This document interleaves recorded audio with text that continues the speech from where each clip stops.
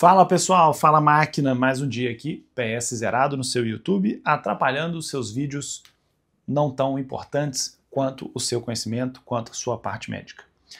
E eu quero falar para vocês, você já pediu raio-x de bacia alguma vez? Um paciente com trauma, você sabe avaliar o raio-x de bacia? Porque é isso que nós vamos ver aqui hoje.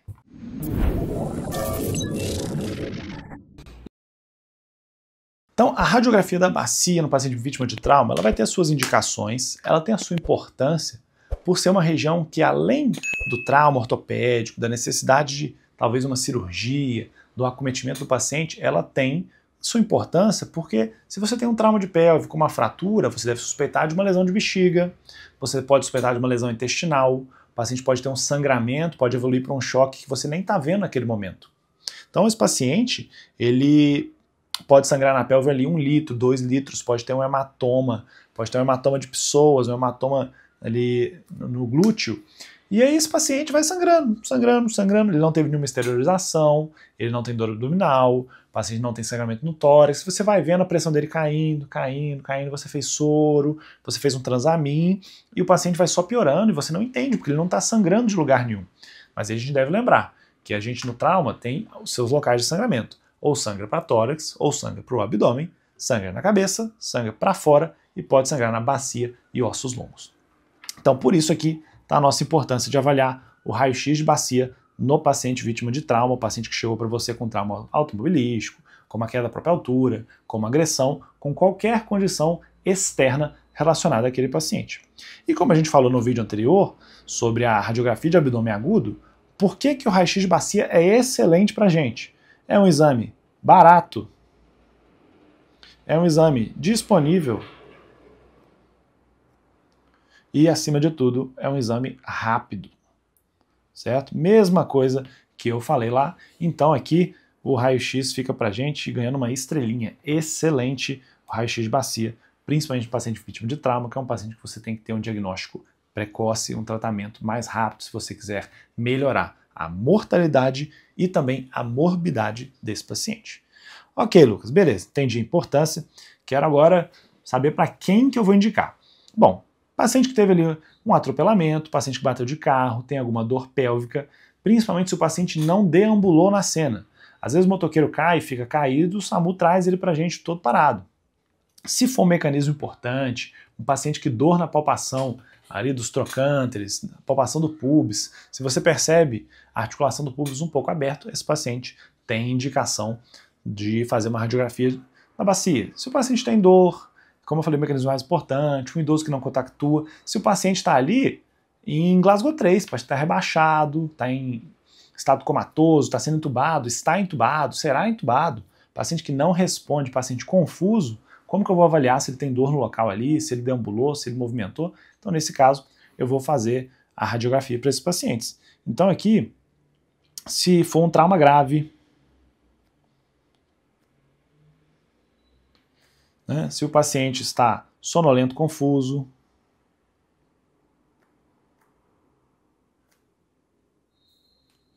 se ele tem queixa no local, certo?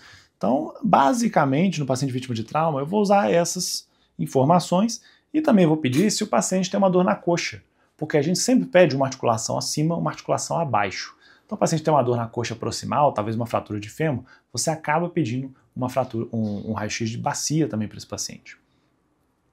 O paciente pode chegar para você, vítima de trauma, com uma hematúria. Se você não tem tanta estrutura, se é uma hematura maior, paciente com uma dor suprapúbica, uma indicação seria também fazer a radiografia para ver se não tem nenhuma fratura que pode estar associada a uma lesão de bexiga. Ok, e a técnica? Bom, aqui nós temos, em geral, 3 incidências. Em geral, a primeira é a única que é feita nesses pacientes, porque muitas vezes eles estão imobilizados, eles estão na maca, eles não conseguem mobilizar também, e o pessoal não tem costume, fora a ortopedia, de pedir a segunda e a terceira. Que a gente faria aqui o AP, pegar ali de frente para a pelve mesmo, antero-posterior, e a ortopedia pede geralmente um oblíquo direito e um oblíquo esquerdo. Né? O paciente um pouco de lado, o paciente um pouco para o outro lado. Você faz ali para olhar bem as asas do ilíaco nesses pacientes. Ok, entendi, vi. Bora para os nossos exemplos. Aqui no primeiro exemplo, uma radiografia normal, tá? Um paciente tranquilo aqui. E aí vou marcar para vocês algumas coisas nesse exame. Se vocês forem ver, a gente tem um espaço, que eu colori de verde aqui, na nossa articulação do pubis, certo? Então logo aqui, nos ramos públicos, eu já tenho uma abertura, mas é uma abertura fisiológica, não tem problema você ter uma pequena abertura ali. Aqui atrás você tem também a articulação sacroiliaca, né, do sacro com o meu ilho. Você pode muitas vezes confundir com uma fratura da região, tá? Mas é apenas a articulação sacroiliaca. Isso aqui você tem que acostumar, ver muita radiografia para se acostumar com os exames. A gente já aproveita que muitas vezes já está aqui na nossa cara, a gente já vê como é que está aqui a questão do fêmur, certo? Então o fêmur proximal aqui a gente consegue avaliar muito bem pela radiografia de pelve, mas se você quer avaliar o fêmur totalmente, tem que pedir radiografia da coxa. Por último, o paciente vítima de trauma ele tem que ter o anel pélvico fechado. O que é o anel pélvico fechado? É você ter o sacro, ilho, isquio e pubis fazendo o seu anel pélvico. Então você fica ali naquela imagem. Porque algumas vezes você vai fazer o anel e ele faz assim, ó.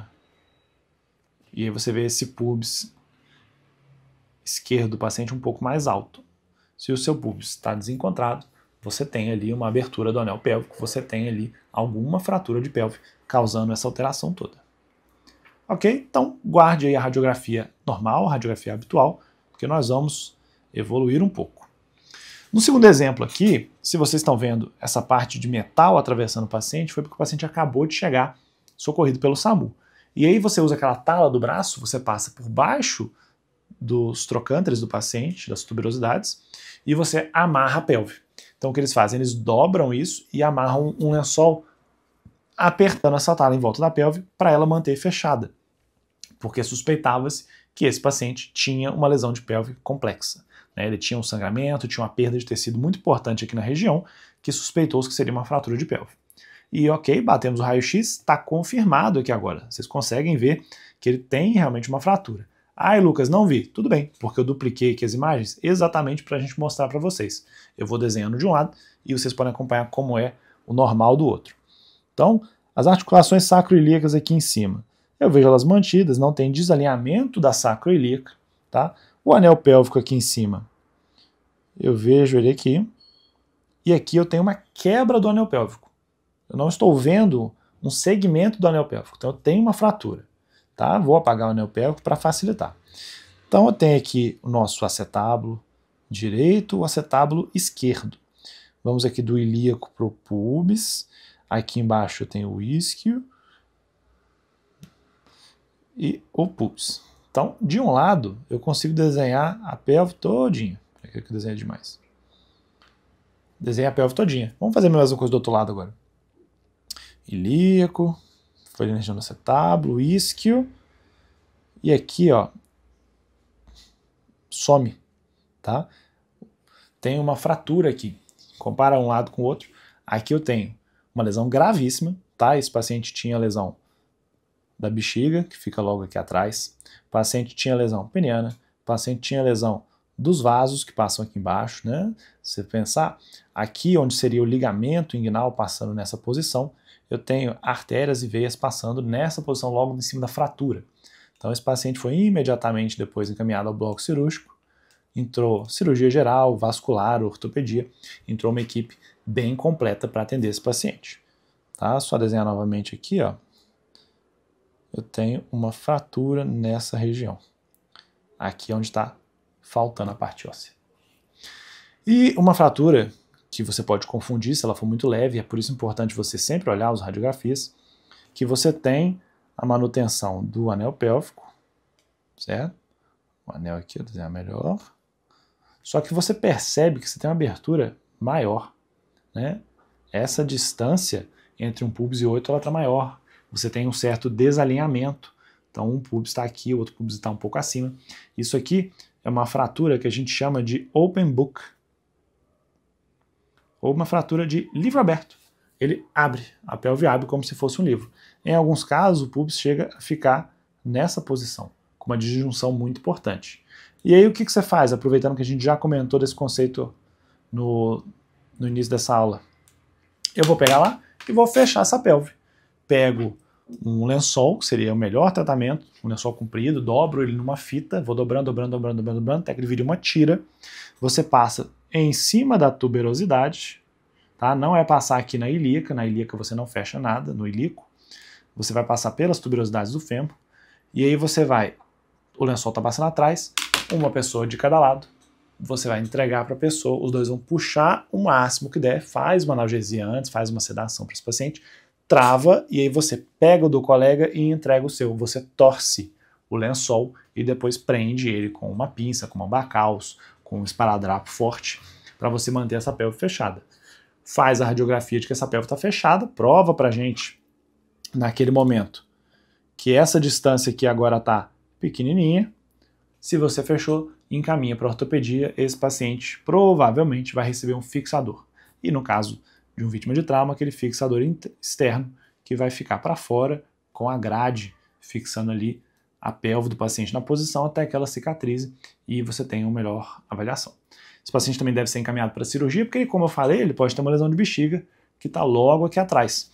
Então, se o paciente tiver uretrorragia, pensa bem antes de sondar, se não, sonda esse paciente com cuidado para você ver se ele não tem hematúria, que seria um dado importante para a gente, que também vai trazer uma maior gravidade para o quadro do paciente. Então, assim, nenhum mistério na avaliação de um raio-x de pelve. Eu vou olhar minhas articulações, vou ver fratura, se assemelha muito mais a uma radiografia de ossos longos. Quero ver aberturas, espaços, fraturas, disjunções, luxações, do que quadros de abdômen agudo, de tórax no trauma, que eu tenho que procurar conceitos diferentes, conceitos importantes. Mas isso aqui pode ser a diferença do seu paciente entre ele entrar em choque hemorrágico, porque você não viu algumas dessas lesões, ou ele tem uma boa recuperação porque ele foi encaminhado precocemente, você fez uma reserva de sangue, você conseguiu transfundir o paciente porque você percebeu que era um foco possível de sangramento. Você pode ter salvado a vida do seu paciente pedindo um simples raio-x de bacia. Espero que vocês tenham gostado. Tá? Essa série nossa de raio-x, sempre que tiver algo importante de falar com vocês, de exames no trauma, eu vou estar trazendo para vocês. Pretendo trazer um exame de FAST, então clica no sininho para você estar aqui sempre de olho nas nossas avaliações da parte mais cirúrgica e também dos nossos colegas da clínica, o Rafael, o Tamer, o Matheus, trazendo também as informações da pediatria. Vão estar aqui sempre com a gente, todo dia, postando alguma coisa. Espero que tenham gostado.